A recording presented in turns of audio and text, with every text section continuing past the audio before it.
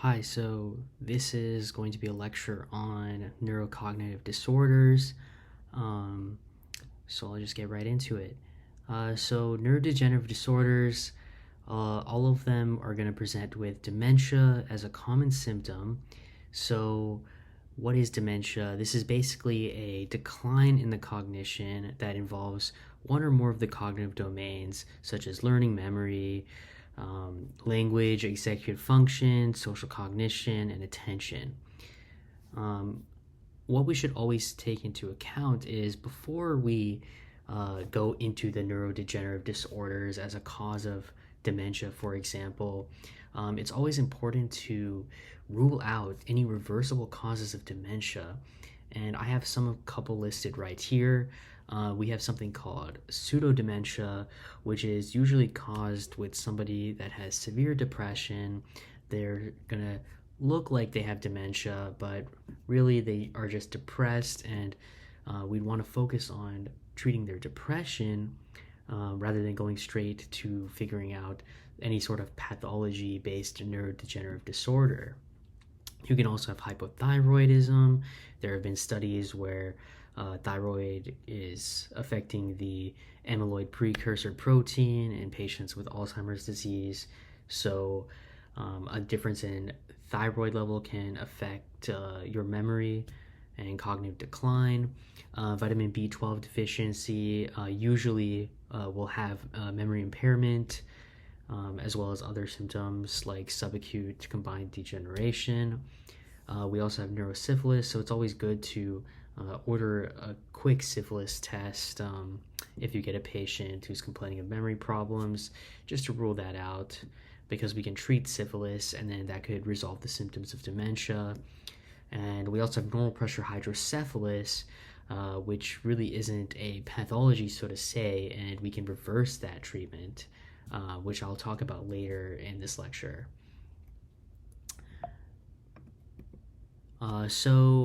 Before I get into the neurocognitive disorders, I kind of wanted to talk about a MOCA test.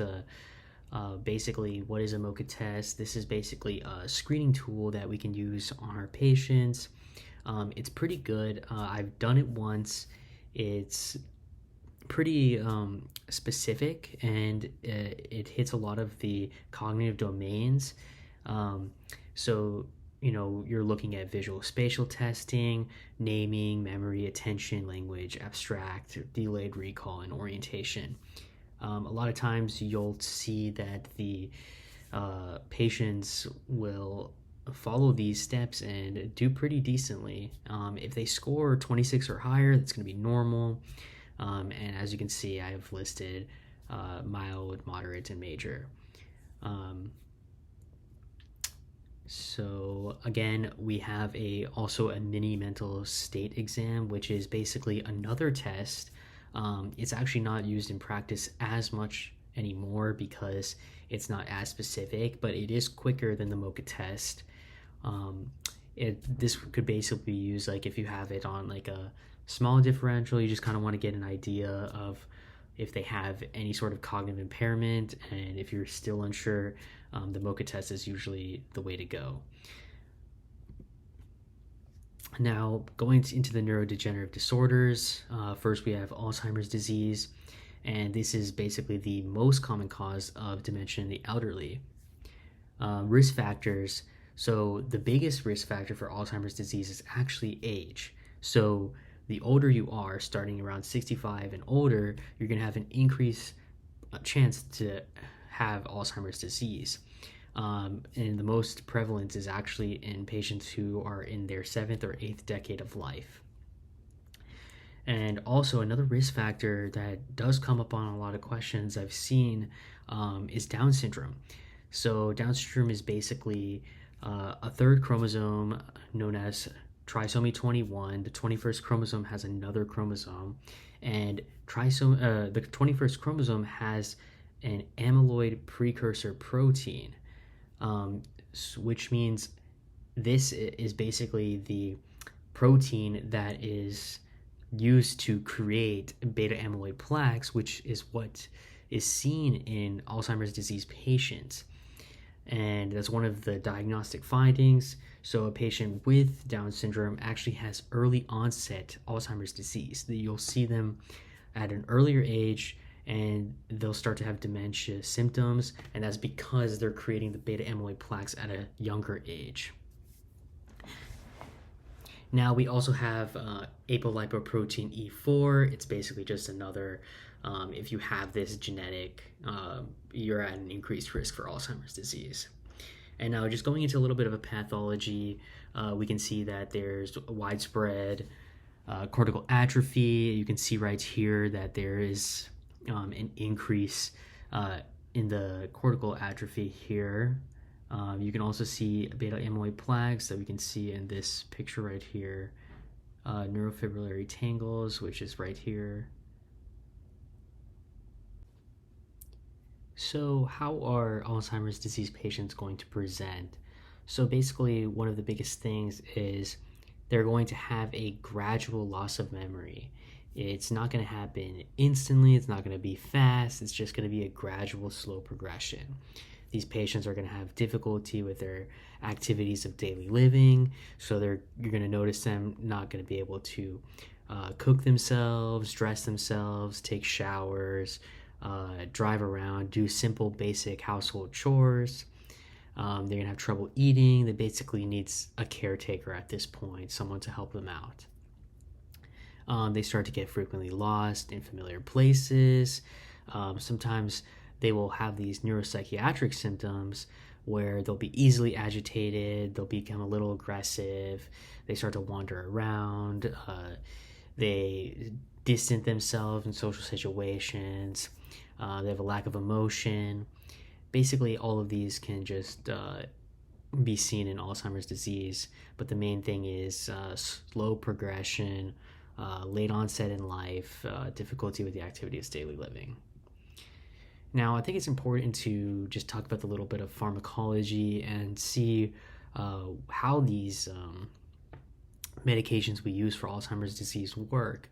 So basically, Alzheimer's disease patients, they have a decreased amount of choline acetyltransferase, which is right here, this enzyme.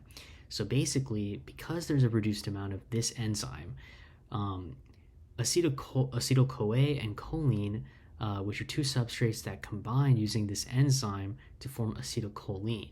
And this happens in the presynaptic nerve terminal. So basically, these two substrates, when they create acetylcholine and they come out into the synapse, they'll bind to the postsynaptic receptors and then perform their function.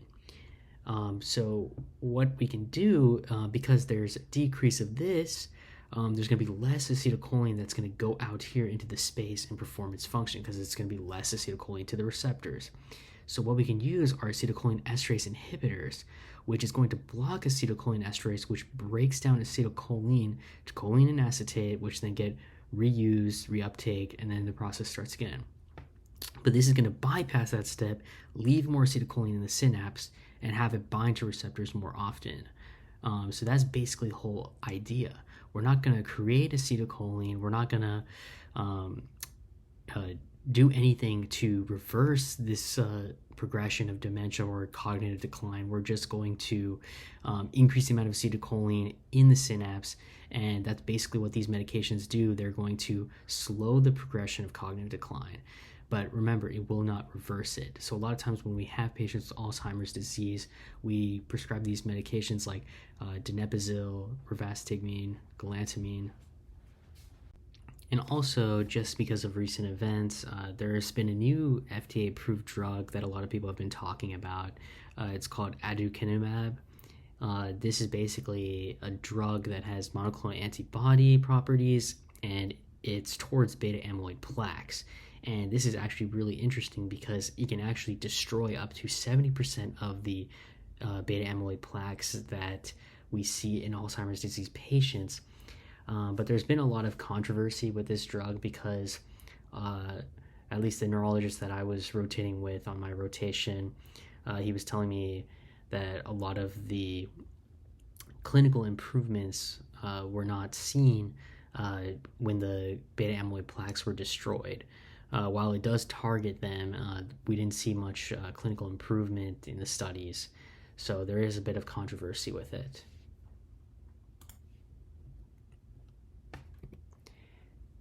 So going to Parkinson's disease, which is another one of the neurocognitive disorders, basically there's a loss of dopaminergic neurons in the substantia nigra, and you'll also see something called Lewy bodies, which is composed of alpha-synuclein. So going to the clinical presentation of Parkinson's disease patients, I like to look at the mnemonic TRAPS. This kind of helps me remember what to look for. T is going to stand for tremor. We're going to be looking for a resting tremor. What does that mean? Basically, when you're seeing the patient and you just see them sitting there, you'll see most of the time their arms or hands will just start to shake, and that would be indicative of a resting tremor. Rigidity, for the longest time, I actually did not understand what cogwheel rigidity meant. But basically, you take their hand, like a handshake, and you start to twist their hand. And when you're twisting your hand, if it has like a motion of a cogwheel, I wish I could show it to you.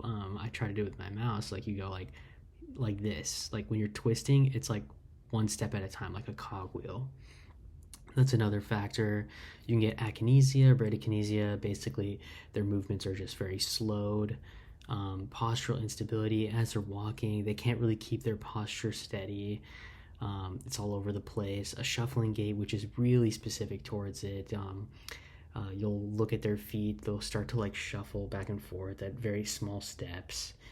And then here we also have Parkinson's patients can also have psychosis and hallucinations. But it's important to note that this happens at a later onset. And that's important because this is usually how we're going to differentiate between Lewy body dementia and Parkinson's disease. But I'll talk about that in a second.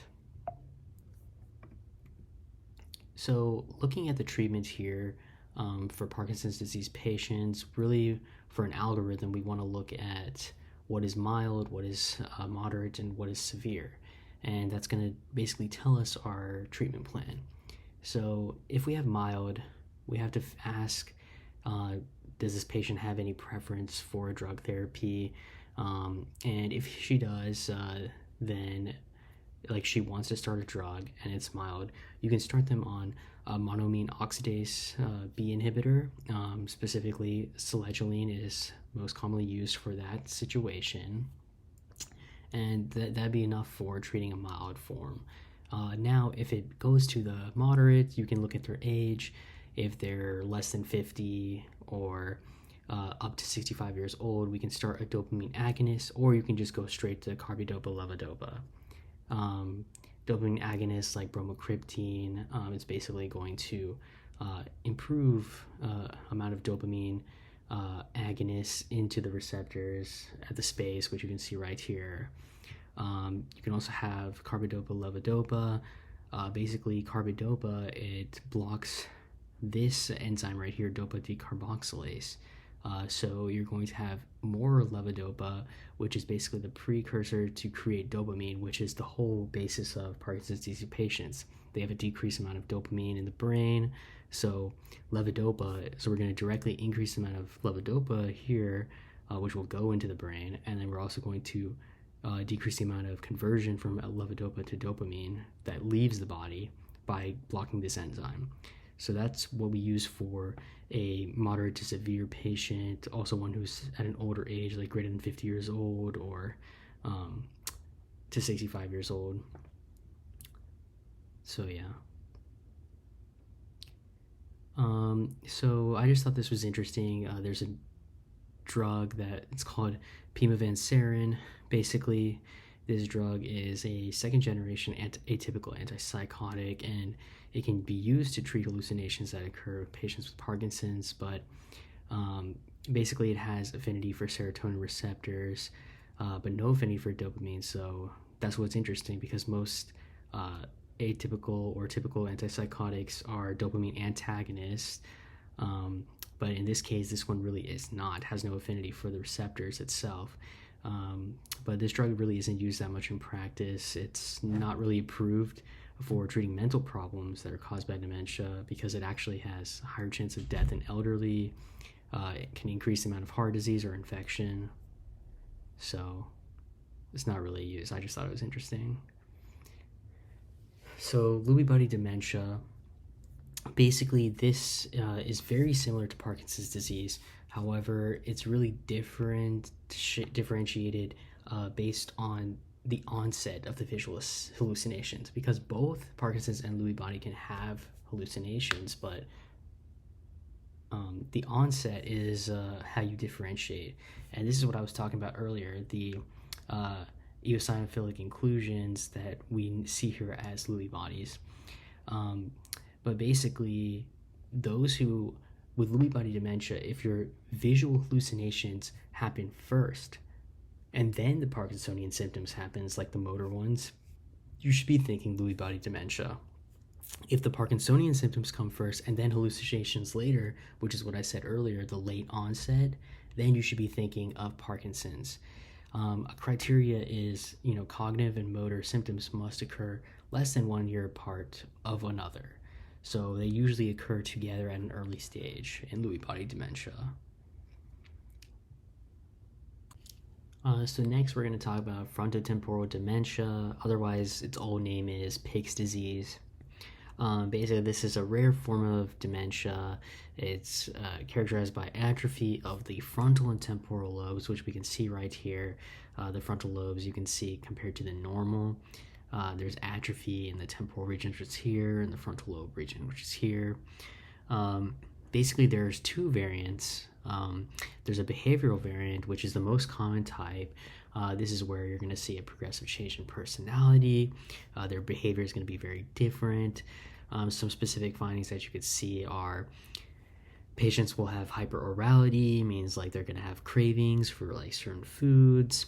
They're going to be a little crazy in that sense. They're going to have compulsive behaviors. They're going to start doing like repetitive movements, following stereotypes.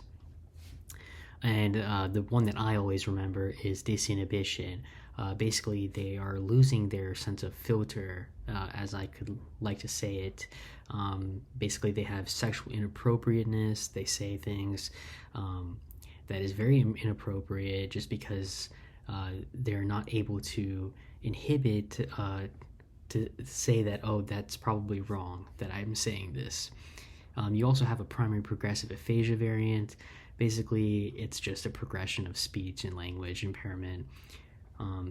Basically, you'll see speech apraxia. They'll have a hard time forming sentences, comprehending words, or figuring out words to say when they're speaking.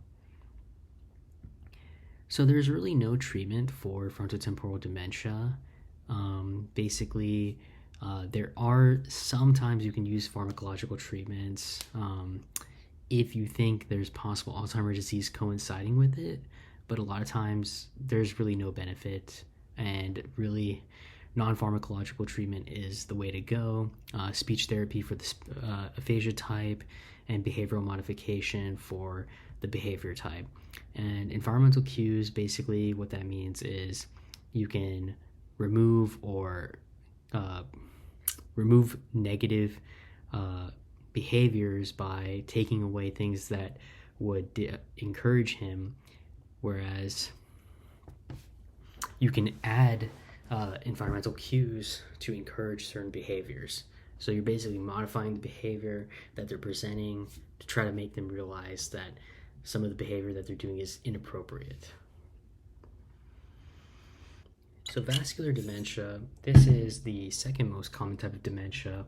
Basically, this is where there is dementia that's actually caused by any cerebrovascular disease or impaired cerebral blood flow. Basically, that means like ischemia. So a patient who is most commonly having these symptoms are ones who have a stroke, and then they'll have signs of dementia after that stroke. And you can also have patients who might not have a stroke at presentation, but when you look at imaging studies, you can see that they actually have these infarcts, and well, you're getting the study, like the imaging MRI, for example, and you see these infarcts, and that could have been the cause for their dementia, even though they have no history of actually having a stroke, so to say. The biggest thing to note with vascular dementia is that it is a stepwise decline in cognitive ability. And what does that mean? That means a stepwise, every time they have a stroke or an infarct, you're going to notice there is a decline in cognitive ability. So let's say I have a stroke one day versus 3 days later, just for example, you're going to see it's going to be a step. The first day when I had the stroke, decline. The next day, no stroke, no decline. The third day, which is where I had the second stroke, decline. So it's a stepwise decline. So on physical exam, because vascular dementia is very related to strokes, you'll probably see like neurological signs due to stroke. So, for example, a stroke of the middle cerebral artery, you're going to get loss of sensation in the contralateral side of your face and arm. So a right MCA stroke, you'll lose sensation in your left arm and left side of the face. And you'll have those symptoms of stroke, but then on top of it, if they're presenting with dementia, you should maybe have vascular dementia on your differential. And on imaging, you'll see multiple cortical, subcortical infarcts, which you can see right here. There's a ton of infarcts here. Now, how do we treat this? So basically, the treatment of vascular dementia is the same protocol as stroke treatment. So when we have the evidence of vascular dementia, we want to just treat it like a stroke, like I just said. So when somebody has a stroke, the first thing you do, you have to figure out if it's ischemic or hemorrhagic, right? So what are we going to order first? We're going to order a non-contrast CT scan of the brain. That's going to basically tell us which one it is. And we do non-contrast because contrast is going to it's going to be too hard to differentiate between blood and the contrast itself. So we use non-contrast to really see. Now we have ischemic, which is this right here. This is definitely an ischemic, and then this is a hemorrhagic. This is like blood. So in ischemic, the stroke protocol is if it's less than 4.5 hours of onset of the stroke symptoms, we just give TPA, which is a thrombolytic. It usually does its job by that time. Now, if it's after 4.5 hours, but it's less than 24 hours, we can do a thrombectomy and take it out that way. Now, for hemorrhagic, on the other hand, we want to stop all anticoagulants, because they're at risk for bleeding. If we put them on anticoagulant, they're going to bleed even more. So we stop that, and then the main goal in hemorrhagic strokes are to control the blood pressure, and we want to lower that to a therapeutic range of around 140 to 160. Now, Creutzfeldt-Jakob disease. This one is the most frequent disease of the prions, although it's actually still very rare as a disease in general. It is the most common type of the prions. Basically, this one is different than a lot of the other dementias because it's rapid. It's rapidly progressive. The dementia happens really fast, weeks to months, and you'll also see myoclonus and ataxia. Myoclonus is just like intermittent jerks, and ataxia is trouble with your gait. So diagnostics, you'll see like a periodic sharp wave, complexes on EEG. It's very specific to the disease, but it has a very low sensitivity, so it's really hard to catch. Also, you'll see like an increase in this certain type of protein, 1433, in the cerebrospinal fluid. But again, you usually don't want to look for that. It's kind of tough. Basically, with this disease, I think it's actually interesting, the pathology behind it, so I wanted to talk about it. Basically, you have this alpha helical protein type, and that's going to be converted to this beta-pleated form, which is PRP-C converted to PRP-SC. And the SC is the protease-resistant beta-pleated form. And that's really interesting and important because when the alpha form is converted to the beta form, the protease resistance means that it cannot be broken down. So you have this excess accumulation of these misfolded proteins that are in a different shape. Our body doesn't really know what to do with it, and it just causes a lot of these problems. And we have something called variant CJD, which is another way we can talk about this is caused by bovine spongiform encephalopathy, otherwise known as mad cow disease. Basically, people who eat contaminated beef, this beef actually has this converted protein, the beta pleated sheet type, PRPSC. And when we ingest that, we basically accumulate that protein. And what our body thinks is like, oh man, like this protein has a really better conformation. It's in an optimal form. It has a lot of good aspects to it. So our body is like, let's fold our other proteins and try to be like this one. So our normal PRPC, which is the alpha type, is just automatically converting to the beta type, and just because it thinks it's a better form. And that's the whole idea about this disease, which is insane. So basically, there is no kind of treatment for this. It's very severe. The prognosis is extremely low, and it's fatal. The death usually occurs within 1 year of the onset of symptoms. A lot of times we just do supportive symptomatic treatment, like treat the myoclonus. Any pain they have or anything, just treat that, because there really is nothing we can do. Now, Huntington's disease, this is basically a CAG repeat expansion, autosomal dominant of the Huntington gene. It's important to remember the trinucleotide repeats. They do like to ask that a lot. Basically what happens in the pathology, there's an atrophy of the caudate nucleus, which is up here, and then an atrophy of the putamen, which is right here.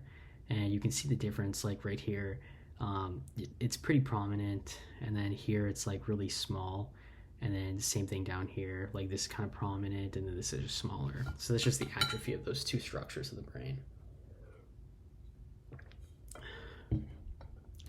There's a decrease of acetylcholine and GABA, an increase of dopamine. Not that it really matters too much to know that, but just putting it out there. Basically, how they present, present with basically something called chorea, which is like kind of like dancing movements. They're purposeless, they're involuntary, and dementia, of course. Chorea is like usually the diagnostic thing that we look for clinically. So for the prognosis of this disease, there really is no cure or method of slowing this disease like we can in Alzheimer's. Life expectancy is 20 years from the diagnosis. The biggest thing to know about Huntington's is anticipation. This word means basically in the next generation, because the CAG trinucleotide repeats is expanding with every generation, the next generation is going to develop Huntington's disease at an earlier time. So every generation, the younger, the next baby in the family is going to get Huntington's at an earlier age, up until the point where it's unable to have offspring. So that's why it's kind of important. I know it's a very hard topic to talk to families about, but genetic counseling should be offered to the offspring due to this, so that they know, or they have the ability to know, what their prognosis is in life. And just one more thing, I just wanted to just quickly touch on normal pressure hydrocephalus. I know this is more of like a reversible cause of dementia, but I thought it was still pretty important to talk about. Basically, this is a treatable form. It's reversible. The MRI is going to show ventricular enlargement. It's out of proportion to the sulcal atrophies.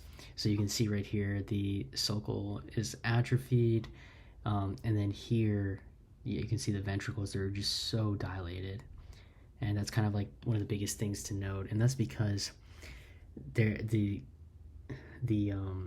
cerebrospinal fluid, which is formed in the choroid plexus, and then the ventricles, it's unable to be reabsorbed, so that it builds up in the ventricles, it dilates them, and that causes an increase of the pressure. Even though there is no actual increase, it's basically like an increase. It's like intermittent, and that's why it's called normal pressure hydrocephalus. Usually you'll see something called a triad of wet, wacky, and wobbly. This is basically a triad of urinary incontinence, dementia, and gait apraxia. We know as wet, wacky, wobbly. How you can treat: you can do a lumbar puncture, you can lower the CSF pressures and drain it out. You can also do ventricular peritoneal shunting, which basically creates another channel for the CSF to flow through, and then get rid of the CSF that way. And just as a last note, like, while definitive diagnostics are available for many of these types of dementia, in most cases it's actually not worth performing them. Dementia can be diagnosed clinically, and with the clinical diagnosis, that's enough to just start treatment. A lot of insurances don't really cover these expensive tests to diagnose that, oh, you have this exact dementia. So it's just really not worth it for the patient, and it's also a waste of resources. So, but it's not to say that we shouldn't use it in every patient. Some patients can get diagnostic testing where it could improve the treatment plan, but it's really on a individual basis. And here are my references. So I hope this was helpful.